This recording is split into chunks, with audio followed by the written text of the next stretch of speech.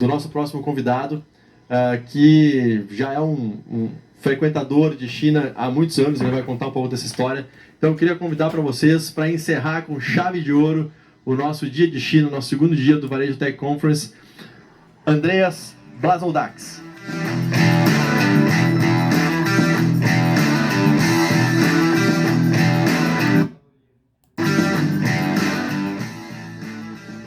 Olá, Fala, Andreas. Obrigado.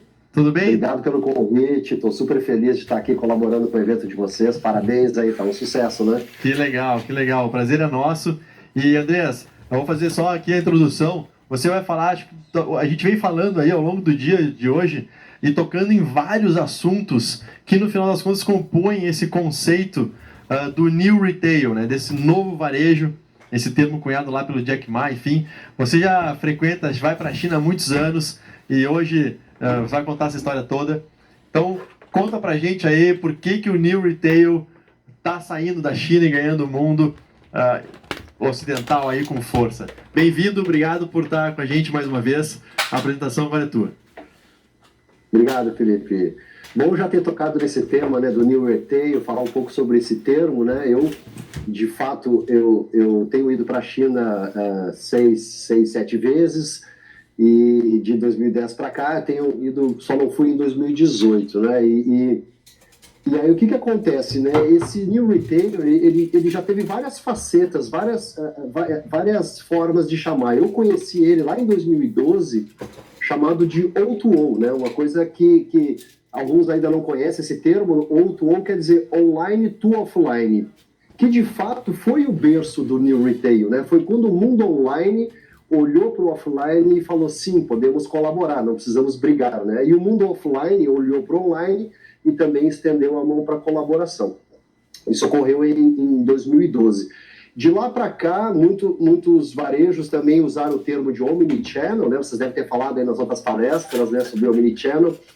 E eu acredito que agora o mais amplo de todos é chamar de New Retail, porque todos os anos tem novidade, né? E eu fiz questão de colocar aí na primeira tela uma novidade para nós aqui brasileiros, que são as lives, né? Mas não essas lives tradicionais que a gente tem visto no dia a dia, mas as lives de comércio, né? Então, assim, o New Retail tem uma camada nova, que é nova na China, inclusive, né?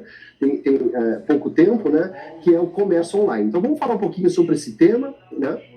E eu vou, antes de entrar no tema específico, eu queria fazer um revival, né? Que a gente está aqui no meio do Covid, parece que esqueceu, né? Como é que estava a Faria Lima, como é que estava a Berrini aí antes do Covid, né? Eu até brincava, né? Eu falava ano passado, né? Para ir para a China demorava 24 horas, mas no ano passado, para ir para a China, lá na Faria Lima, era só apertar no térreo, né? E a gente descia e via todos aqueles motoboys, patinete, iFood, Rappi, Amazon, todo mundo já naquela loucura, né, de clima de new retail, né?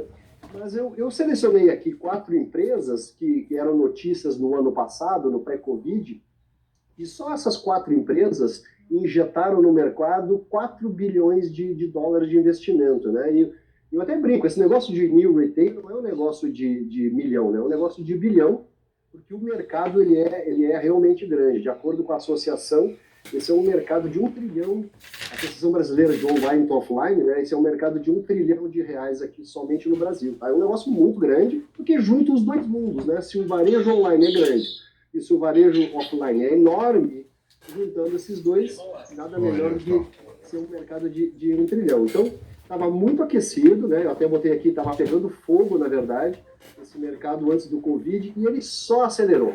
Quem estava nesse mercado aqui, parece que deu um fast forward, né? As empresas triplicaram, quintuplicaram, todas as empresas que estavam nesse mercado estão crescendo muito nessa crise.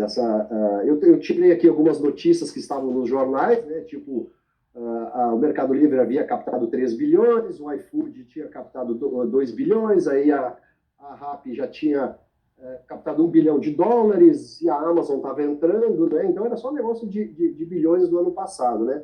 Eu nem estou incluindo aqui os 8 bilhões que a Americanas, aí, com a B2W, captaram aí algumas semanas atrás. Então, esse é um mercado que estava bem aquecido, e eu vou contar aqui para vocês alguns segredos, né, que tem por trás desse mercado, que normalmente as pessoas que fazem parte das empresas não contam ou até não sabem, porque realmente é o segredo que está por trás desse new retail. O que está por trás? Eu logo mostrar o que seria o meu último slide no início da palestra. Eu gosto de logo mostrar o último slide. Se vocês gostarem do último slide, eu mostro o resto, né? Então aqui o último slide é o seguinte, ó, no final, tudo acaba numa grande fintech. O que eu quero dizer com isso, né? Todos esses logotipos que vocês vão ver aqui nessa palestra, que tocam no tema de New Retail, eles estão atrás de uma única coisa, pessoal. Juntar o login com o meio de pagamento. Just that. Né? Esse é o porquê a Amazon está nesse jogo, isso é porque o iFood está nesse jogo, porquê que a Rappi está nesse jogo, porquê que a Americanas está entrando nesse jogo. Nada mais é do que juntar o login com o meio de pagamento para poder fazer o One Click to Pay. Né? Bom, mas então, André, você está me dizendo que para eu ser do New Retail, basta eu montar uma fintech. Se fosse fácil, né, todo mundo faria a sua fintech. Né? A fintech tem que ser aprovada pelo Banco Central, tem que conhecer de banco, tem que ter lastro. Então, o que as empresas, né, normalmente fazem na China? Esse movimento da tática de como montar as grandes fintechs, ele veio oriundo da China e tem muito a ver com o varejo, né?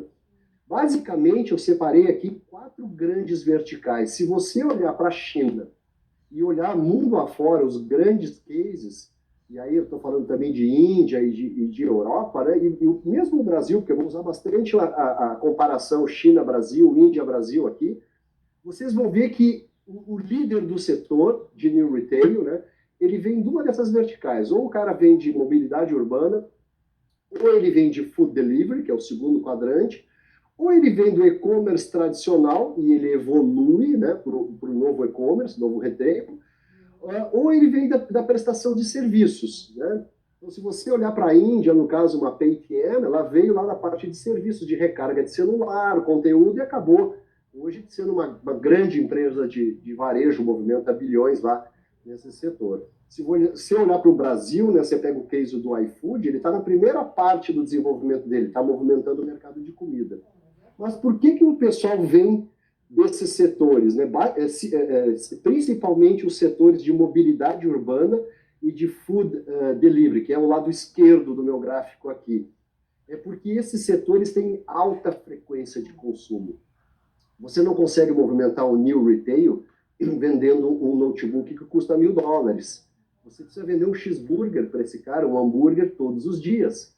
Esse cara fazia cola no seu app e você usar o app todos os dias. Então, não é à toa, né, que o Uber, no caso aqui, está nas 2 categorias de altíssima frequência, mobilidade urbana e food delivery. E aqueles que estavam na comida agora também vão para a mobilidade urbana. E quem estava em comércio tradicional passa aí para a comida, como é o caso das Americanas. Vocês viram, né? A Americanas está vendendo McDonald's. Né? Então, por quê? Porque ela está buscando frequência. Ela está vendo que do lado esquerdo do gráfico vem vindo gigantes sendo criados, né? Como o próprio iFood, o Uber e a 99, que se a Americanas não correr atrás e não tiver alta frequência, ela não vai ser um líder nesse novo retail. Tá? Vamos para o próximo aqui. Bom, antes então da Covid, vocês já viram, né, já tinham visto, né, a enxurrada de motoboys e de bikers na rua. Mas o que esses caras estavam fazendo, né? Agora a gente vê mais ainda, né? Então é o Covid que está acelerando? Não, isso aqui já estava acontecendo desde 2012 aqui no Brasil. Pegando bastante o case do iFood como exemplo, né? Vocês só não tinham parado para olhar. Talvez pararam para olhar no ano passado, né? Quando viram aqueles motoboys para tudo que é lado. Mas o que eles estavam fazendo? Basicamente, eles estavam ajudando... Vou passar mais um slide aqui. Eles estavam ajudando a preparar o campo de jogo para um novo tipo de retail, né? Que é um novo retail, um novo e-commerce. Que eu chamo, né? Não tem um nome específico, cada um chama de um jeito, mas eu gosto de chamar de e-commerce urbano. Por que eu chamo de e-commerce urbano? Porque fica fácil de entender. Se você acompanha o e-commerce há um bom tempo, sei lá, mais de uma década, né? Porque o e-commerce nasceu aí no mundo, aqui principalmente no Brasil, lá pelos anos de 2000, né? Que foi a bolha da internet. você vai ver que o e-commerce se estabeleceu nas bordas das cidades.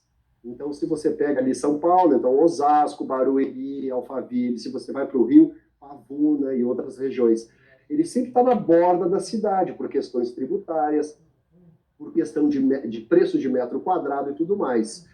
Então, se criou nos últimos 20 anos o que a gente chama de last mile, né? O mercado de last mile, a última milha. Claro, porque aquele negócio chega de navio, vai até Cajamar ou vai até Osasco, e depois de Osasco passa por um caminhãozinho menor, aí entra dentro da cidade, e depois passa por uma moto para chegar na sua casa. Por isso que você é a última milha, né? E é tão caro a última milha no mundo inteiro. E o que tem feito, né? Os chineses ensinaram a gente muito bem de como hackear esse processo, como entrar para dentro da cidade e não entregar as coisas no próximo dia, como a Amazon estava se propondo, mas como entregar as coisas no mesmo dia, ou até, quem sabe, na mesma hora. Tá?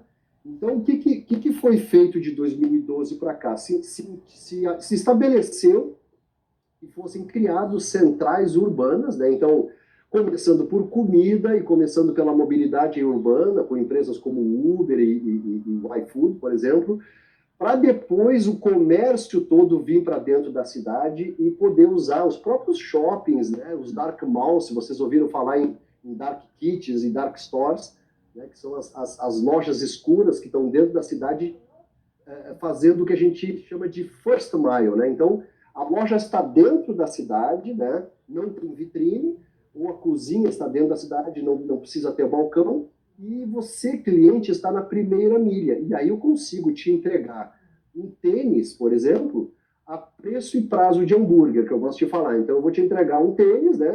Qualquer comércio novo, como as Americanas, por exemplo, né? Vai poder te entregar um tênis por R$ 10 em 50 minutos, porque ela está saindo ali de uma loja que está ou num shopping ou num dark mall de dentro da cidade. Então, basicamente, se alguém não tinha se dado conta disso, né, é isso que estava ocorrendo, né, antes do Covid. E eu costumo dizer o seguinte, quando esse tipo de e-commerce, que é esse e-commerce chinês, urbano, de 100 hour delivery, ele entra no país, aí aquele e-commerce que vocês conheciam nos últimos 20 anos, ele não é mais suficiente. Aquele e-commerce de D+1, né, de goods, né, aquele cara que entregava o tênis em 2, 3 dias não vai ter mais espaço. É por isso que os e-commerce tradicionais do país, os grandes varejistas, estão que nem louco correndo atrás desse e-commerce urbano, esse e-commerce de same-day delivery. A Magalu tem feito um trabalho incrível, né? O Trajano lá, conheço desde o início da trajetória dele de mobile, mas é um trabalho incrível. Agora a Americanas também correndo, e pelo nosso lado aqui, eu trabalhando na parte de integrar todos esses ecossistemas num projeto que o Brasil possa ser referência também. Então, basicamente, a parte de comércio agora tem o símbolo aqui, eu botei um tijolo, né, que é a parte offline de dentro da cidade, e a comida também convivendo junto com o inventário de não comida. Esse é o grande segredo. Bom, esse formato, assim, quando a gente olha para a China, o New Retail na China nem é mais New Retail, já é consolidado, galera, assim, já foi, né? Quem fez, quem não fez, não fez, né? Os números são absurdos. Qualquer comparação que você faça, pega um cara enorme aqui no Brasil, por exemplo, iFood. Né? O iFood deve estar chegando aí perto de 30 milhões de pedidos por mês. É um absurdo. Ele é, sei lá, 15 vezes maior que o segundo colocado. Mas quando você olha para o par dele lá na China, tipo o Meituan ou o Ele.me, você olha o Meituan, por exemplo, ele está fazendo isso por dia. Então, assim, a consolidação é gigante desse mercado. Eles são 30 vezes maior. Tá? O e-commerce chinês, o retail chinês já está se reinventando com reconhecimento facial. E, talvez outras palestras vocês devem ter visto aqui, né, com a parte de live commerce, que a gente vai falar um pouquinho também. Então, assim, isso aqui já é história passada na China, pessoal. É novo no Brasil, mas é legal se espelhar no que aconteceu lá. Vamos olhar um pouquinho para 2, 3 anos atrás, como é que foi essa revolução na China, para poder aprender como aplicar isso no Brasil. Tá? E eu tive na Índia também. Eu tive 7 vezes na China e tive o ano passado na Índia. Né? Fui lá e tomei coragem, porque é difícil ir para esses países, né? Não sendo uma missão bem organizada. Né? E fui lá para a Índia entender esse fenômeno na Índia. Olha, pessoal, ipsis literis, é igualzinho à China. Tá? Então, eu diria assim, a China está 3 anos na frente do Brasil e a Índia está 1 ano e meio. Então, a Índia está no meio. É legal também conhecer um pouco de Índia, porque fica meio que um portal entre a China e o Brasil, né? Porque é muito distante esses mundos, né? Então, assim, só para corroborar com vocês e dizer, olha, esse movimento não somos nós que estamos inventando aqui no Brasil, tá? Já consolidou na China, já consolidou na Índia e está indo para a Europa, né? E Estados Unidos, né? Vocês não viram aí a Amazon anunciando no ano passado que estava comprando o Deliveroo, que é o iFood europeu? Por que ela está fazendo isso? Para poder entrar nessa onda também do e-commerce urbano, né? do novo retail. Bom, falando um pouquinho, só para finalizar a parte do New Retail, né? Então isso aqui é uma coisa viva, ela não acaba, né? Como eu falei, as últimas 2 camadas que foram inseridas na China, no e-commerce chinês, né? Além do omnichannel, do online to offline, que eu já falei bastante aqui, que caracterizava, que eram os pilares do New Retail, apareceram 2 animais novos, né? Que foi uma febre o ano passado na China, que foi o reconhecimento facial, né? Você comprar com reconhecimento facial, né? Você não tem mais ficar escaneando o QR Code, né? Isso está sendo usado pelas batalhas de carteiras, né? Então todo mundo tem QR Code e QR Code já não é mais diferencial. Então o que eu vou colocar? Reconhecimento facial. Isso aconteceu ano passado. E o ano passado também começou o boom das lives de comércio, tá? E aqui no Brasil está recém chegando. A gente viu algumas lives de comércio, a gente viu aí as Americanas, a Riachuelo, a Renner, são precursores nisso, né? E a gente está preparando alguns testes, que também depois a gente vai falar um pouquinho, mas é um modelo novo que está chegando em cima do novo retail, tá? Então isso aqui, essa história, a gente pode fazer uma palestra daqui a 2, 3 meses, vocês vão ver que vai ter alguma novidade. Bom, e aí, como é que está o jogo na América Latina? Eu gosto de pegar o peer chinês e botar a capa, né, de brasileiro para a gente poder se enxergar aqui e ver como é que a gente está nesse jogo, né? O jogo aqui ele é bem internacional. Para quem pensa que o jogo no Brasil é jogado por brasileiros, né, o jogo é jogado por americano, tá? A Amazon nesse jogo. O jogo é jogado por colombianos, que é a RAP, né? Existe a Móvel, mas por trás da Móvel é uma empresa sul-africana, que é o grupo Naspers, né, que é dono da Tencent, um pedaço da Tencent na China, então tem chineses também. Então, é um tabuleiro bem complexo, né, que eu gostaria de compartilhar com vocês e explicar o que essas pecinhas do tabuleiro estão fazendo aí ao longo desse tempo. Tá? Deixa eu pegar aqui. Eu vou mostrar para vocês o mapa da mina, né? O mapa do jogo. Que isso aqui é normalmente os diretores das empresas não mostram nem quando você está na empresa, né? Se você vai trabalhar numa dessas empresas, ninguém vai te contar a tática, né? Que está por trás da estratégia, né? A gente pensa que a estratégia é o segredo do negócio, mas na verdade não é. No New Retail, o segredo é a tática. É a tática que ganha a guerra, né? Como jogar esse jogo, porque senão o cara entra desavisado, monta uma startup e diz, o negócio é delivery, vou entrar em delivery e não está sabendo nem que jogo que está sendo jogado. Então, o que eu fiz aqui para facilitar a vida de vocês? Eu fiz uma matriz que tem as verticais de cada mercado e na horizontal o nível de desenvolvimento de cada um desses mercados. Então, o primeiro movimento que ocorreu nesse tabuleiro ele foi há 20 anos atrás. Isso aqui não é novo. O e-commerce existe há 20 anos, como eu falei. Então, o Mercado Livre, a Magazine Luiza, a B2W, o Submarino, o Shoptime, todos esses sites aí já existem há um bom tempo, 2 décadas, né? Esses caras vêm se desenvolvendo, né, na linha horizontal que eles vêm criando marketplace, mais gateway de pagamento, depois criaram empresas de delivery. Alguns deles estão evoluindo para fazer full service, né, que é o serviço com o motoboy e tudo mais, como é o caso das Americanas, né, e alguns deles usando as maquininhas, como o caso do Mercado Pago, né, que tem o Collect on Delivery, para você poder pagar na entrega, e alguns deles, como o nosso caso lá no Delivery Center, construindo hubs urbanos, ajudando com tijolo mesmo, né, tijolo e bits, né, ao mesmo tempo ligados naquele ambiente. Tá?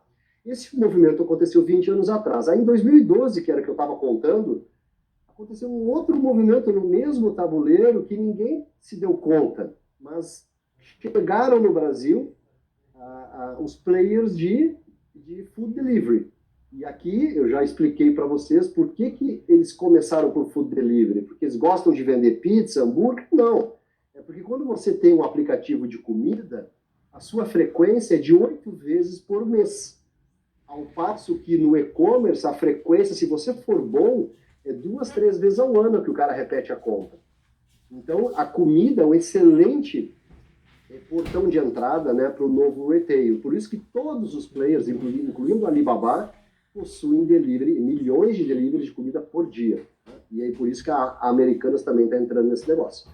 Depois desse movimento, né, junto com esse movimento, também vieram o pessoal de táxi. Então, e não é à toa, né? Pega aqui um Uber, né? O Uber veio por táxi primeiro, depois foi para comida. A 99, a 99 também veio por táxi primeiro, depois foi para comida. Então, tudo isso é em busca da alta frequência, pessoal. Qual foi o último movimento que aconteceu no ano passado, nesse tabuleiro? O ano passado foi um samba total nisso aqui, né? Você não entendeu mais nada. Mesmo quem estava no mercado não estava mais entendendo o que estava acontecendo. A Americanas comprou o supermercado Nova. Porra, os caras estão entrando no supermercado? O que eles estão fazendo? Começou a acontecer um movimento horizontal nesse gráfico aqui. Tá? Então, assim, quem estava em e-commerce começou a ir para o lado esquerdo aqui do gráfico. Quem estava em comida e táxi começou a ir para o lado direito. Né? Não se espantem, né? Se daqui a pouco você vai ver aí o Uber Shop. Né? Você já vê o Uber supermercado. Não sei se vocês conhecem, né? Se chama Corner Shop. Então, assim, o Uber, sim, está em supermercado. Quem diria, né? Veio de táxi, foi para comida pronta e agora está em supermercado através da aquisição do Corner Shop. E para finalizar o ano, né, no iníciozinho desse ano, teve o último movimento, que é o mais importante de todos, que é quando entram as redes sociais no jogo. Tá? Eu diria, pessoal, que no Brasil o jogo nem começou. Tá? Isso aqui é um aquecimento, porque assim, o jogo só começa quando a rede social entra na brincadeira. Tá? Por exemplo, quem manda no e-commerce do novo retail lá na China, um dos grandes players é a Tencent, que é dona do WeChat. Vocês imaginam se no WhatsApp, se aqui no Brasil o WhatsApp entra nesse jogo? Imagina não, porque ele está entrando no jogo, né? Acabou de anunciar pagamentos via WhatsApp. A mesma coisa com o Google. O Google está entrando com o Google Shop e outros modelos. Então, nós vamos ver muita coisa que estava planejada para 2021 e 2022, vocês vão ver ocorrer esse ano. Nós mesmos que iríamos lançar sistemas de live commerce no final do ano, estamos adiantando para lançar no impulso, né, da retomada dessa economia. Então, basicamente, isso aqui é o pano de fundo, né? Eu quero deixar aberto aqui para a dinâmica de vocês. Eu vou deixar na tela algumas conclusões, não vou ler uma a uma, mas a gente pode aqui estar aberto aí a questão de perguntas para vocês. Espero ter contribuído e ter contado alguns segredos para vocês. Muito legal, Andreas. Pô, o pessoal está comentando aqui no chat da plataforma que você está contando, né, abrindo o segredo que nem os CEOs dessas companhias todas comentam. Você está abrindo o jogo aqui. Muito legal para destrinchar um pouco dessa estratégia, né?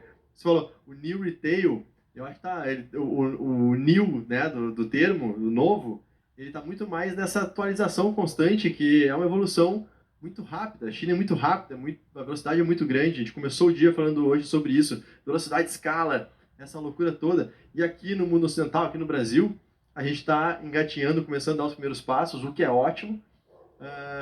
Pô, você mostrou ali o mapa da mina, muito bacana. Eu queria que você falasse um pouco mais da Delivery Center.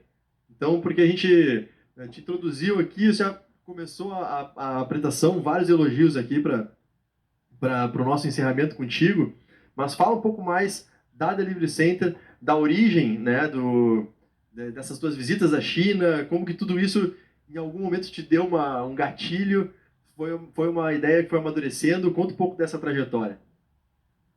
Sim, cara, isso foi em 2016, numa das missões à China, né? Nós estávamos com um grupo lá de umas 30 pessoas. Tava lá o pessoal do iFood, do Rappi, do Easy Taxi, tem uma galera de brasileiros, né, que estava vendo, que conhece um pouco desse mapa, né? E a gente começou a fazer esses comparativos. E eu E quando eu vi que a relação de tudo que eu comparava era, assim, no mínimo 1 para 30, eu pegava o líder do Brasil, um cara grandão do Brasil, comparava com um cara grande da China, ele era 30 vezes maior. Aí todo mundo falava, ah, mas é a China. Não, não é China. Quem sabe fazer conta, a China é só 7 vezes maior que o Brasil, não é 30 vezes. O que eles fazem? E o que caiu que nem uma bigorna na minha cabeça? Eles tinham isso já em 2016 bem difundido, que é a colaboração do mundo online com o offline. O que eu fiz? Eu voltei para a Móvel naquela época, né? E aí pediram para eu fazer um resumo, né, da minha viagem à China, e eu fiz uma palestra com um slide. O que tinha no slide? Um tijolo. Né? E eu mostrei esse tijolo para chocar mesmo, para dizer, pessoal, o segredo do mundo online é o tijolo. Ou a gente entra nesse negócio e faz uma colaboração, ou a gente vai ficar fora desse negócio. Né? O varejo offline tem muito valor. Tá? Enquanto isso, a Magalu já estava fazendo o plano dela, Americanas também. Então, assim, o Delivery Center foi o primeiro, talvez um dos primeiros caras que veio no Brasil aqui implementar essa união do mundo online com offline. Eu fundei o Delivery Center com outros fundadores, final de 2016, assim que eu voltei da China, e em seguida a gente cedeu quase metade da empresa para a BR Malls, que era, naquela época, tinha a maior quantidade de shoppings do país, tinha 35 shoppings, né? Então foi uma demonstração de dizer que estamos casados com o mundo offline. Hoje tem a Multiplan no nosso cap table, tem a Cirela CCP, mas a gente foi precursor nesse modelo de plataforma aberta, porque assim, aquele mapa da mina ali é a corrida do ouro. Na corrida do ouro, o que acontece? Todas as grandes plataformas são plataformas fechadas, porque todo mundo quer ganhar o jogo sozinho. A diferença do Delivery Center que a gente fez naquela época, em 2016, foi vir para cá, contar um pouco do segredo do que está por trás e fazer a plataforma aberta, né? Então, hoje, a maioria daqueles logotipos que você vê naquele mapa estão interligados no Delivery Center. Tem Mercado Livre, a B2W foi anunciada ontem, teve mais um anúncio com a B2W e Delivery Center nos shoppings Multiplan. Né? O iFood foi o precursor de comida, mas depois entrou o Rappi, entrou o Uber Eats e outros players aí que estão entrando. Então, assim, um modelo que da China tem bastante, a China é bem aberta, tá? A China não tem esse conceito de monobloco que nem a gente tem no Vale do Silício, né? A China é mais pulverizada, é mais confusa, que nem o Brasil, então a gente precisa dar a mão por mercado e fazer junto. Essa, basicamente, é a grande diferença, né? O Delivery Center está atuando na ligação dos marketplaces com o mundo offline. Muito legal. Você tocou num ponto que eu acho que é fundamental, e quando a gente tenta, sempre tem aquela comparação, né, básica, assim, Alibaba e Amazon, né, quando a gente pensa em Estados Unidos e China, vem esse antagonismo, assim, dessas duas empresas, e o Jack Ma mesmo, ele sempre fala que não, eu não sou Amazon. A Amazon é esse monobloco que você está falando, uma empresa incrível, pô, vale aí 1,5 trilhão de dólares, inegável, mas é um modelo, como você falou, monobloco, né? Vertical, compra e vende e resolve tudo ali. E o Alibaba tem muito mais esse efeito plataforma de ser um enabler, né? Um viabilizador de milhares de pequenos negócios que circulam nessa plataforma dele. Então são conceitos, e eu acho que vocês, como Delivery Center, escolheram ir pelo lado chinês da história, do que o lado, vou chamar americano, Amazon, monobloco dessa história. Muito bacana. A Renata aqui está comentando, pô, essa apresentação merece uma segunda parte. Ó, Renata, eu já fiz o convite por telefone pro Andreas, para ele participar da Hora da China, então vou reforçar o convite aqui, Andreas. Vamos só marcar, que vai ser muito legal para você participar com a gente e continuar esse papo aqui que tá muito, muito bacana. Legal, pessoal. Tem uma última pergunta aqui, a gente tem mais um tempinho, vou pegar aqui uma pergunta anônima que veio pela plataforma. Esses movimentos de aglutinação dos grandes players levam a uma grande concentração. Né? Foi isso, é a visão da pergunta aqui. Como que você vê esse tema de concentração nesse mercado? Existe um jargão nesse mercado que é muito caro você ser segundo colocado. Então, todo mundo corre para ser primeiro colocado e para matar o segundo, porque é muito caro realmente ser o segundo colocado. Porém, o ser humano, né? Ele não gosta de depender de um único player. Nem o ser humano, nem o lojista, nem o meio de pagamento, nem a mídia. Imagina chegar para o Facebook e dizer, ó, tua vida está resolvida, mas 80% do dinheiro vem dessa empresa. Então, o que acontece? Isso acontece um efeito balança, né? No mundo afora, se você olhar para a China, talvez aí tem outros especialistas podem até confirmar, os números na China sempre tem dois muito fortes, não tem um cara só dominando. O final da história não é um dominando, é difícil. O correto seria, né, de ponto de vista do capital. Todo mundo tenta fazer isso. Eu vou bater no concorrente até matar para me ficar sozinho. Mas, infelizmente, pessoal, quem está tentando ser o número um sozinho, não dá para fazer. O mundo não quer isso, tá? O mundo quer pluralidade. Um dia você quer comprar do vermelho, outro dia você quer comprar do laranja, outro dia você quer comprar do preto. Ninguém quer depender de um cara só. Então, eu diria que ao longo do tempo, esses mercados se equilibram, as forças se equilibram. Por isso que existe espaço para os integradores. Então, você vê, falando só de comida, né? Já são 4 grandes players, né? Agora, Americanas entrando em peso em comida também. Então, poxa, será que vai... Até quanto vão ficar queimando dinheiro nesse negócio? Então, chega uma hora que as coisas se equilibram, tá? Não tem... Todo mundo quer ser número um sozinho, mas, infelizmente, não dá, pessoal. Tem que dividir um pouco do mercado, porque é o que o consumidor quer. É isso aí. A última pergunta aqui, Andreas. Ontem eu encerrei resgatando algo que o Cruz trouxe ontem no começo do evento. Ele falou que todas as empresas, e empresas do varejo não são diferentes, elas vão ter uma pitada de edtechs, de educação, e uma pitada de fintechs. E você trouxe esse ponto muito forte aqui na tua apresentação, né? Que no final das contas, todos somos grandes fintechs. Fala um pouco mais sobre essa visão, por que tu tem tanta convicção disso? Eu posso falar, inclusive, das duas, né? Tanto da EdTech quanto da FinTech, né? Um cara consolidado, quando você olha para um mercado mais consolidado, como a China, né? Você pega os exemplos do Alibaba, Meituan, desse pessoal aí. E todos eles têm alguns pilares. Eles têm comida, tá? Delivery de comida instantânea, né? Eles têm mobilidade urbana, eles têm o comércio, que na verdade é o final de tudo, né? Comércio de varejo, que é o novo retail, e eles têm, dentro de esse EdTech, eles têm a parte de conteúdo. Todos eles estão atrás de conteúdo. Vocês não viram o movimento do Rappi agora, colocando conteúdo dentro da plataforma? Esse foi o movimento da Móvel lá atrás também, né? A Móvel é uma empresa de conteúdo no celular.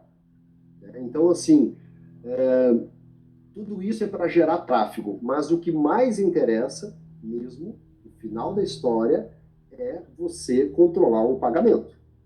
Então, assim, imagina se hoje esses líderes como o Mercado Livre, que tem o Mercado Pago, né, ou o iFood, que tem o Mobile Pay, tivessem na mão de um terceiro. Como seria isso? Não ia funcionar. Então, é por isso que o iFood tem a Mobile Pay, por isso que o Mercado Livre tem o Mercado Pago. Todo grande líder, né, eu até brinco, né, por gravidade, ele cai no pagamento. Ele começa vendendo, né, depois ele continua a cadeia entregando a mercadoria, e depois ele vai para o final da cadeia, que é cobrar. Tá? Então, quem não chegou lá é porque não teve tempo, não ficou grande ainda. Existem as fintechs atalhando, fazendo um processo ao contrário, que é antigravidade, né? Você entrar lá na fintech, né? Por isso que nós temos aí 500 fintechs no Brasil, mas você ouve falar de 10, né? E olha, dentro dessas 10 tem bancos aí que não conseguiram dar certo ainda, porque é difícil, né? Você vir lá de baixo, montar uma fintech e dizer, vinde a mim as transações, né? Não funciona assim, as transações funcionam por gravidade. Você começa comprando, entregando, depois você cobra. Então, você pode escolher nesse jogo, se quiser. Eu costumo falar, vai começar pela fintech, então você já está começando pela linha de chegada. Parabéns, boa sorte, né? Se você for bom, você... E tem cases ótimos aí, né? Como o próprio case da PicPay, que está fazendo um baita de um sucesso, né? Mas se você olhar por trás da PicPay, tem 500 empresas que não conseguiram chegar lá. Estão tentando fazer. Perfeito. Então, assim, mais dia, menos dia, vamos chegar no pagamento. Tenha certeza disso. Por isso que o WeChat não é o WeChat sem o WeChat Pay e a Alibaba não é a Alibaba sem o Alipay. Então, aí, perfeita colocação. Andreas, de novo, muito obrigado. Foi excelente. Só comentários positivos aqui, pelo que eu consegui ver no nosso chat da plataforma. Espero ter você conosco aqui na Hora da China em alguma quinta-feira aí para frente. Vai ser muito bacana continuar esse bate-papo contigo. Obrigado. Valeu, pessoal. Abraço. Valeu.